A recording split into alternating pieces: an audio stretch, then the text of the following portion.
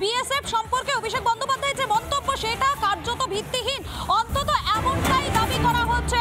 হাসনাবাদের সীমান্তবর্তী এলাকার যারা বাসিন্দারা রয়েছেন তারা 24 ঘন্টা সীমান্তে কড়া নজরদারি বিএসএফ এর জন্যই এলাকায় শান্তিতে বসবাস, এলাকায় নেই চুরি ছিনতাই ডাকাতির ঘটনা, অন্তত এমনটাই মন্তব্য করছেন হাসনাবাদ টাকি বসিরহাটের বাসিন্দারা। বিএসএফ এর কড়া নজরদারির কথা তারা স্বীকার করছেন টাকি পুরসভার চেয়ারম্যানও।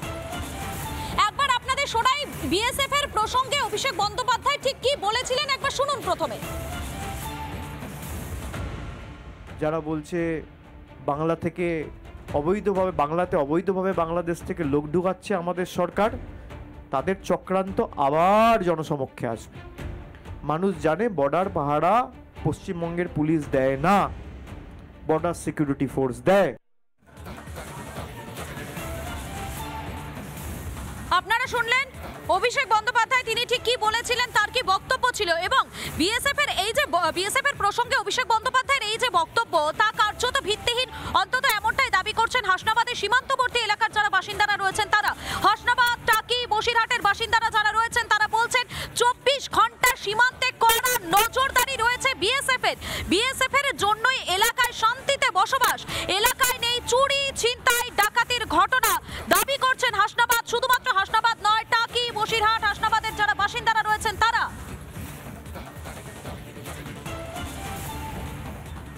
এইসব চিন্তা ভাবনা করা মানে একদম ভুল ধারণা, যেটা আমরা এখানকার লোকাল ছেলে মানে একটা মাছি পর্যন্ত ইদার উদার হওয়া আমার ক্ষেত্রে মনে হয় অসম্ভব। এই যে ট্যুরিস্ট যে সিস্টেমে আসে, আমি এখানকার লোকাল ছেলে, আমি 4 বছর দোকান দিচ্ছি, আমি কিন্তু একই সিস্টেমে আসি। আমার বাড়ি হচ্ছে এখান থেকে মাত্র 10 মিনিট, ডেলি ডকুমেন্টস দিয়ে আসবো, টাইম হয়ে যাবে, আবার ডকুমেন্টস নিয়ে আমি চলবো। তো তারা আমাদের বর্ডার সিকিউরিটি ফোর্স তারা কিন্তু প্রচুর কষ্ট করে, তাদের জন্য আমরা রাত্রি মানে নিশ্চিন্তে কিন্তু ঘুমাতে পারি। বিএসএফ বাংলাদেশ থেকে জঙ্গি ঢোকাচ্ছে, এই কদিন হচ্ছে কিন্তু বিএসএফ কি কড়া নজরদারি আছে এখানে? না, ওরে বাবা, এখানে বিশাল কড়া পাহারা, একদম পুরো বর্ডারের ধার দিয়ে সিকিউরিটি।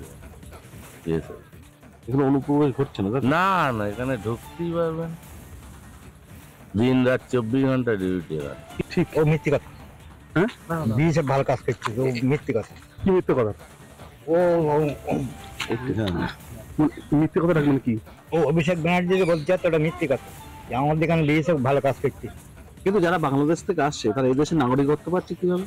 ঠিক পাচ্ছে কি করে, যারা করছিস তারা ঘুষ কি করছে, যারা বড় বড় র্যাঙ্কে আছে। আমরা ভীষণ সিকিউর বিএসএফ এর জন্য। আজ পর্যন্ত আমাদের কোনো জিনিসপত্র তুলতে হয় না, চুরি চামারি এসব কিচ্ছু নেই। এবং আমরা এত নদীর কাছে, অনেকে ভাবে, অনেক টুরিস্ট আসে যে দাদা বাংলাদেশ থেকে সাঁতারে কেটে এসে কোনো ডাকাতি চুরি বা আপনাদের উপর কোনো টর্চার হয় কিনা। একদমই না, আজ পর্যন্ত কোনোদিন হয়নি। এবং আমরা পুরো সেফটি ওনাদের জন্য, হ্যাটস অফ বিএসএফ বাহিনীকে। আর এবারে আপনাদের শোনাই টাকি পুরসভার চেয়ারম্যান তিনি কি বলছেন, তার কি বক্তব্য, এবং স্থানীয় বিজেপি নেতৃত্বের কি বক্তব্য শুনুন একবার। কারণ আমরা সবাই জানি যে বিএসএফ সীমান্তে কোনো অনুপ্রবেশকারীকে আটক করার পর তাকে রাজ্য পুলিশের হাতে তুলে দেয়, আর রাজ্য পুলিশ তাদেরকে সামান্য কেস দিয়ে আইনের ফাঁক গলে বেরিয়ে যেতে সহযোগিতা করছে। এই যে তৃণমূল সরকারের দ্বিচারিতা, তারা অনুপ্রবেশে সহযোগিতা করছেন, আবার অনুপ্রবেশ নিয়ে রাষ্ট্রের দিকে প্রশ্ন তুলছেন, বিএসএফকে চিহ্নিত করছেন। এ অত্যন্ত নিম্ন রুচির। কারণ দেশের স্বরাষ্ট্র মন্ত্রকের দিকে আঙুল না তুলে আঙুল নিজেদের দিকে ঘুরিয়ে দেখুন আপনাদের ভূমিকা কি। যেটা শুধু অভিষেক বন্দ্যোপাধ্যায় নয়, আমাদের মাননীয় মুখ্যমন্ত্রীও বলেছেন, এটা তো একটা দিকে খানিকটা হলেও আমাদের ধরে নিতে হয়।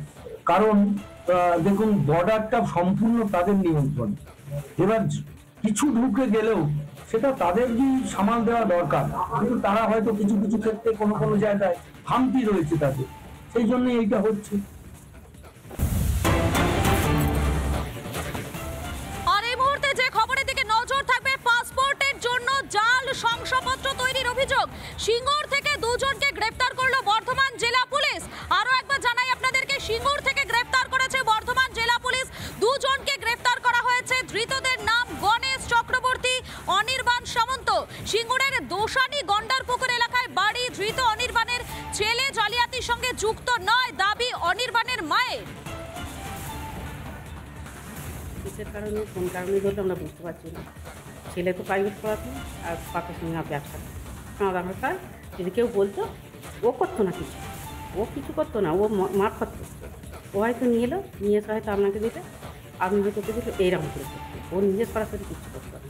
পুলিশ এসেছে বলে ওই আধার কার্ডে চিটফাট কেস হয়েছে বলতে পারবো না বলে নিয়ে চলে। ছেলে নিয়ে এসে গণেশকে দিত, গণেশ চক্রবর্তী। আর গণেশ চক্রবর্তীকে কাকে দিতে আমি বলতে পারবো না। কিছুই বলছি জানি না, কিছুই ওর কাছে কোনো কিছুই নেই। আর অনেকে বলে প্রমাণ বলে কিচ্ছু ওর কাছে নেই। ও শুধু মারফত করে যায়। আরো একবার জানাই আপনাদেরকে, পাসপোর্টের জন্য জাল শংসাপত্র তৈরির অভিযোগ সিঙ্গুর থেকে দুজনকে গ্রেফতার করেছে বর্ধমান জেলা পুলিশ। ধৃতদের নাম গণেশ চক্রবর্তী এবং অনির্বাণ সামন্ত। সিঙ্গুরের দোসানি গন্ডারপুকুর এলাকায় বাড়ি ধৃত অনির্বাণের।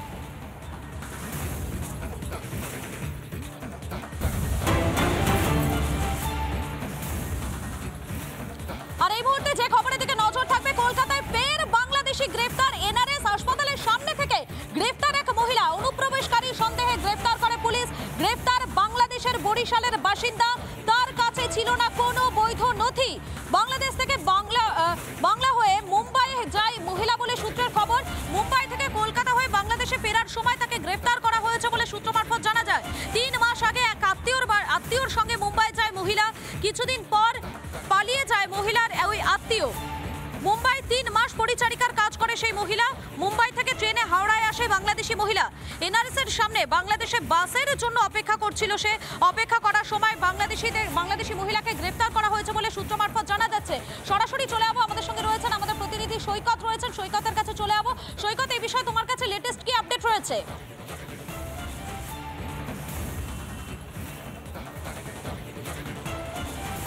দেখো, তুমি যেটা বললে যে এই চাঞ্চল্যকর ইনফরমেশনগুলো এই এন্টালি থানার পুলিশ জিজ্ঞাসাবাদ করে তার কাছ থেকে এই চাঞ্চল্যকর ইনফরমেশনগুলো পেয়েছে। এবং সবথেকে বড় বিষয়, যে নাম সে বলছে বেবি বিশ্বাস, এই বেবি বিশ্বাস নাম নিয়েও বেশ কিছুটা সন্দিহান কলকাতা পুলিশের তদন্তকারীরা। কারণ তার নামের সাপেক্ষে কোনো ডকুমেন্টস কিন্তু দেখাতে পারেনি। কিন্তু সে যে বয়ান দিয়েছে বা সে যেটুকু বলেছে যে মাস তিনেক আগে বাংলাদেশ থেকে এই রাজ্য হয়ে মুম্বাইতে গিয়েছিল কাজের সূত্রে এবং তারপরে সেখান থেকে পালিয়ে এসে এই রাজ্য বা কলকাতা হয়ে আবার বাংলাদেশ ফিরে যাওয়ার পথে গ্রেপ্তার হয়েছে।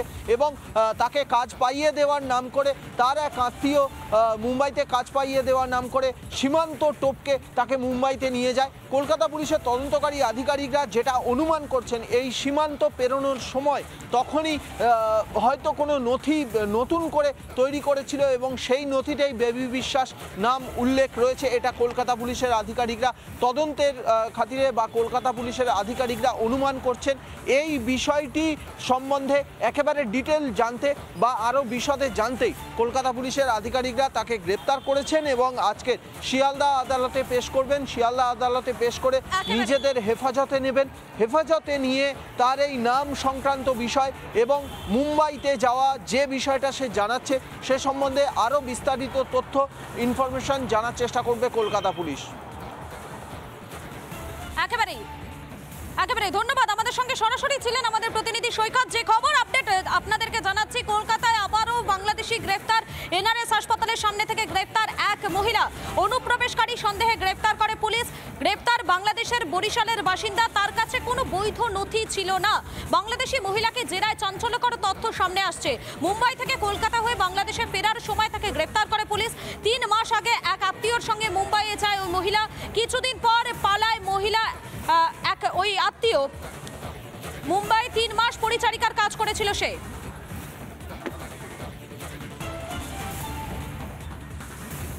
নানা ধরনের কন্টেন্ট দেখার জন্য লাইক করুন, শেয়ার করুন আমাদের ফেসবুক পেজ, সাবস্ক্রাইব করুন আমাদের ইউটিউব চ্যানেল।